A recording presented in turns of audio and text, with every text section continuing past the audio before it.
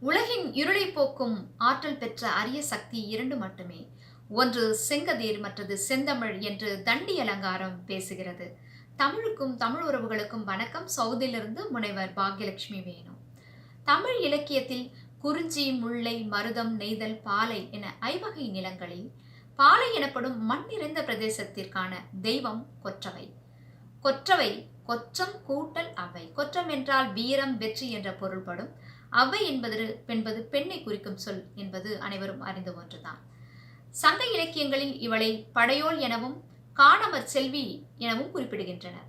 சிலப்பதிகாரம் கொற்றவையை பெருமளவில் உயர்தூக்கி காட்டியுள்ளது. பழையோல் என்றால் பழமையான தொன்மமான பூர்வ கதையை கொண்டவள் என்று அர்த்தம் தொனிக்கிறது. உலகெங்கும் தமிழ் மொழியை மணக்க செய்ய வேண்டும் என்கின்ற நோக்கத்தில் கொற்றவை வலையொலி தொலைக்காட்சி சேவையை நாங்கள் தொடங்கியுள்ளோம்.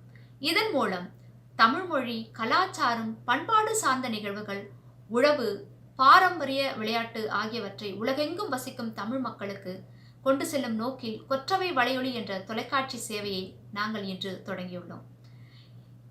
இதற்கு அனைத்து தமிழ் நெஞ்சங்களின் பேராதரவும் அதனுடன் எங்களை மேன்மேலும் ஊக்குவிக்குமாறும் அன்புடன் கேட்டுக்கொள்கின்றேன். நன்றி, வணக்கம்.